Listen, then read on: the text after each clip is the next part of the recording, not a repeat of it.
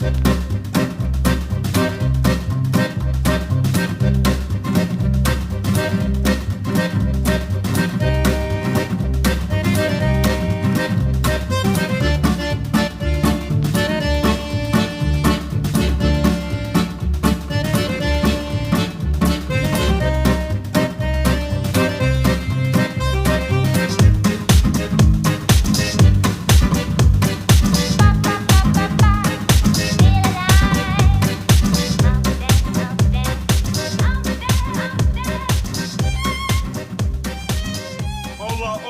little crafty monsters, how's everybody doing today? I hope everybody is fabulous. So in today's fabulous tutorial, we are going to be making these cute and adorable little baskets. I mean, how cute are these little bad boys, right?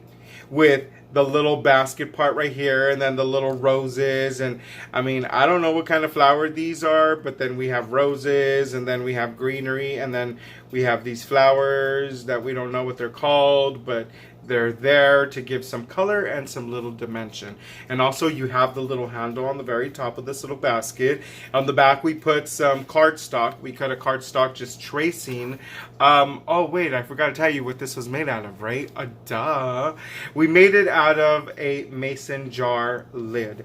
No need to cut this little bad boy. We're going to use the whole entire thing, and I'm going to show you guys how we do this. And this is like perfect to give to one of your little swaps, you know, as a gift, or maybe make one for your mom, or have, you know, make a few of them and like give them out as little gifts. I mean, it's super duper cute. And the best part is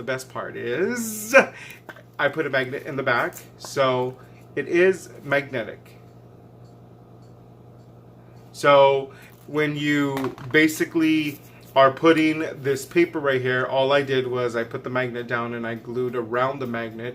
I didn't put glue in between the magnet and the paper, because I felt that that would kind of like take the strength out of the magnet. So what I did was, I believe I do have it on the video, but anyway, what I did was I put the magnet and then I put glue around it so that it holds the sides of the magnet and the paper.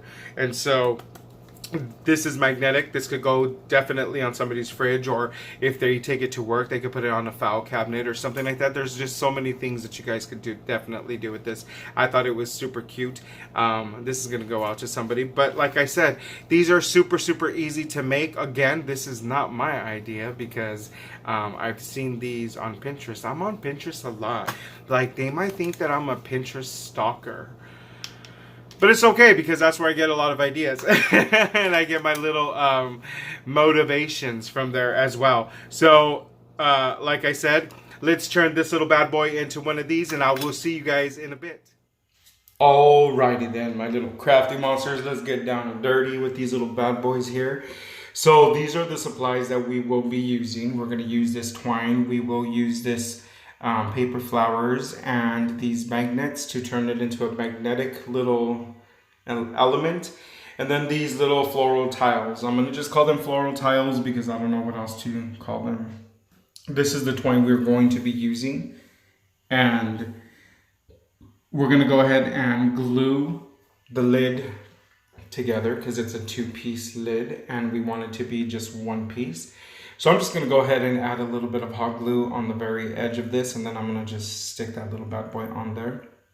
I'm not really too worried about it getting messed up because, you know, people won't be playing around with this little bad boy. It's just really more for decor.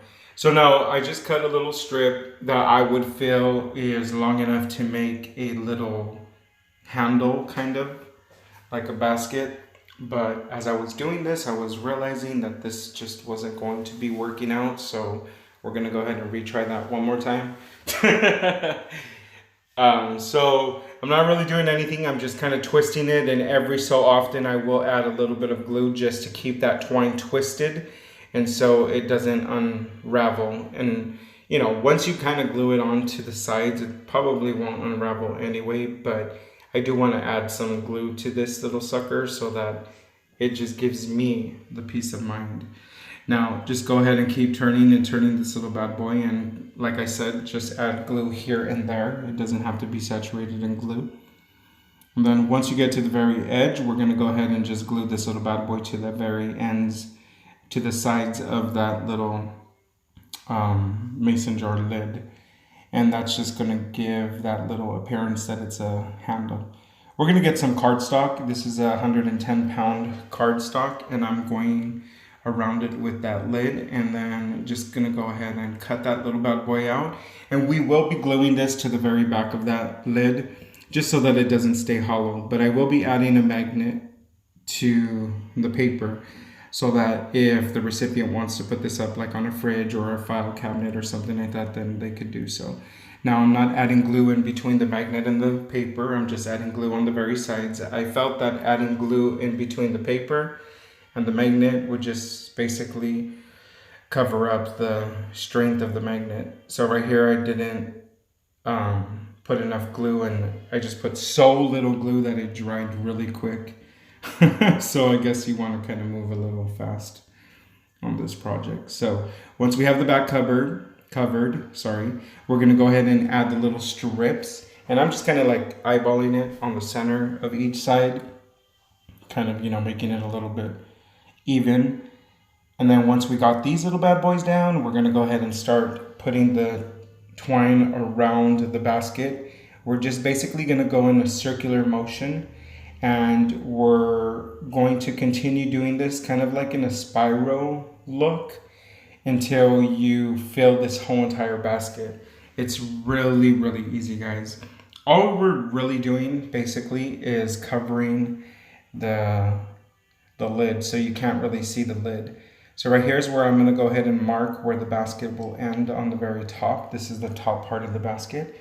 So go ahead and just lay out your twine to whatever height that you want this basket to be, and then go ahead and just keep adding glue. And you're going to go ahead and just keep laying this twine onto the next row in front of the one that you just laid down, if that makes any sense. And you're going to continue doing that all the way around. Now this is just repetitive. You're going to keep going around and around until you have basically filled up that whole entire bottom part of the basket and made it look more like a basket than anything. And that's just the look that we're trying to achieve. Now this is not going to be perfect.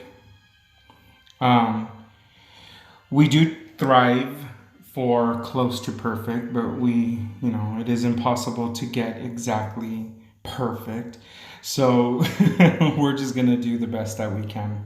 And like I said, this is just repetitive. You're just going to go on around and around this whole entire little bottom half of this lid. And like I said, we're just laying the twine right next to the last twine that we laid down.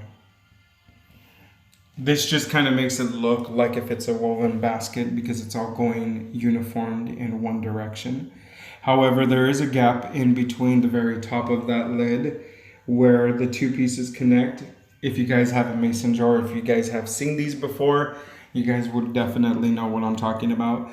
On that part, we will be filling it in a little bit more with some twine. You guys will see. So it kind of makes it look a little unperfect towards the end. But then again, I mean, it is a handmade item, so I wasn't really too bothered about it.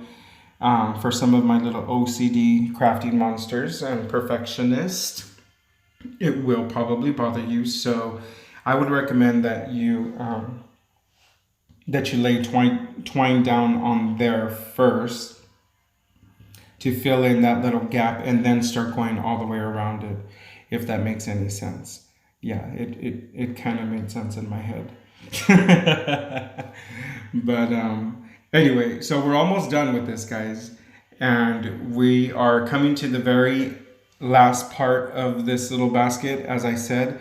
Now this is the part that kind of goes all the way down. It kind of is like, sunk in. So what I am going to do is I'm just going to go ahead and fill that in with some of this little twine, and then I'm going to go over it again, because I felt like I just needed to kind of fill in a little bit of that hole in order for it not to be so indented, is what I was looking for. So it kind of makes the basket a little indented, and I didn't like how that looked. So this is me putting twine on the very top of that other twine I just laid on the bottom. And that's just to give it a little bit height so it's not so indented. And there's our little basket. How cute is this, right? It turned out pretty cute, I think. And and it was pretty easy. So now I'm just gonna go ahead and cut out some greenery from that floral tile that we purchased from Z99.99 cent store. And we're gonna go ahead and add these little bad boys to the side. We're gonna add some on the front. We're gonna add some on the top, and I mean, we're just gonna add them here and there, and this is for the sole purpose of just adding a little bit of greenery here and there, peeping out in between all of the flowers that we're going to be adding. And I like to add the little greenery first because it's basically supposed to be a background. It's supposed to stay in the back, not a focal point. It's just to give that little hint of green, right? So that's why I always put my little greenery first, and then afterwards I work in my little flowers. And it's just a lot easier process than if you're trying to lay out everything at the same time, I believe. I mean, I don't know really what I'm talking about, so let's just keep going. And once we get this little bad boys down, we're gonna go ahead and get these little purple flowers that we also got from the floral tile. And I'm going to be adding this for a little pop of different color and also for a little bit more dimension, because when you have like a basket of flowers, of wildflowers, I mean, there's a variety of height and shapes and stuff like that. And so I didn't want this basket to be solely nothing but paper roses. I wanted it to be like a little mixture of different kinds of, you know, plants and flowers and greenery and stuff like that. And so that's why we are adding that greenery, and this is why we're adding these little purple flowers. Now I'm adding them on the sides and on the very top, and then a little bit on the corners of the front. And that's just to give it more of a little full look. And then right here, we're just gonna go ahead and pick out all of the little paper roses that we will be using for this little project. And once we pick all these little bad boys out on however many we're going to be using. Now, I don't know how many I'm going to need, and I don't know how many you guys are going to need, because everybody is probably going to be working with a different size lid. Some of you might have the milk carton lids, and some of you may have the mason jar lids. And now if you guys know about mason jars come in a variety of sizes. So there's a variety of sizes on lids. But for the most part, I was grabbing 3 paper flowers of each color that I chose. And we're gonna go ahead and start working with that one. And I'm going to attach these little bad boys with some hot glue because it'll be a lot faster, and I believe that it's just going to hold it a little bit more permanent. And there is no right or wrong way on how you're going to be laying out these little flowers. I'm just laying them out here and there, and I'm kind of working my way up, kind of like stacking them per se.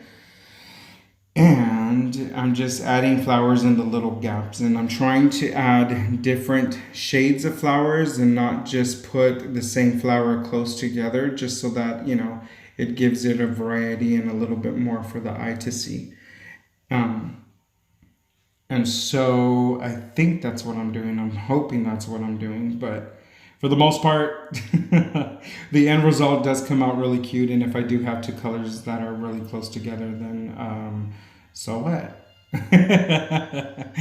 Anywho, I really liked this. This was super easy. Once I got to making this, I started thinking about it, and I was like, you know what?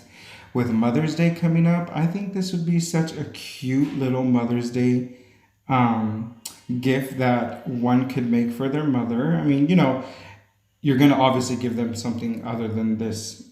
I mean, yeah, something else other than this. So, you know, just add this onto her little gift. I think would be really, really cute. And so right here, I just noticed that there were some little gaps that could use a little flower, and that's where I took out a few more roses, and I'm adding the rest of these little purple guys. I don't know what they're called, but they are fabulous. And I'm just adding my little rose. On the other side, I'm going to do the same thing because I'm trying to keep this kind of uniform so that it's kind of balanced properly and not just all off on one side and, you know, not on the other. And so right here, I'm just doing the same exact thing. I'm adding the purple and I'm adding an extra rose. That just fills in all that little area. And so it's just a full flower basket now. And there you guys go. That's how easy it was to make this little bad boy. Honestly, anybody could make this. I hope that inspired you guys, and I hope to see what you guys come up with. Welcome back, my little crafty monsters. That's how easy it was to make this little bad boy. Isn't he adorable? This little basket full of flowers. I mean, I thought it was cute, so that's why we made it, because Jesse doesn't make anything he don't think is cute. So that's how easy it was to make this little bad boy. I hope that inspired you guys to make some. I mean, you could definitely make even smaller ones than this. You could make like the orange juice caps, those, you know, pretty big round ones. You can use any kind of cap except for maybe a 2-liter bottle of soda, because those caps are super little. And I mean, like, seriously, that's a little over exaggerated, my little crafty monsters. Don't get all crazy on me like that. But I believe that even an orange juice cap would probably be big enough. I mean, as long as it's bigger than a what is it, bigger than like a milk carton one. I mean, a milk carton, that's not milk cartons don't have a cap, Jesse. Anywho, like the ones on the gallons of milk is what I'm trying to say, boo boo. But if not, you could definitely use a little mason jar lid like we did today. And like I said, I hope that inspires you guys to make one of these little bad boys for somebody, or for one of your swaps, or maybe even just to put it on your own little fridge so that you can see something that you made with your own little chubby hands, boo boo. But that's it for now, my little crafty monsters. If you're a subscriber, thank you so much. But if you're not a subscriber, guys, don't forget to subscribe. Hit that little red button because it's free. I mean, totally free. Who doesn't like free stuff? So go ahead and grab that little button, boo-boo. And also tell a friend, because your friends also need to know how fabulous these tutorials are. And that's it for now, my little crafty monsters. Until next time, goodbye.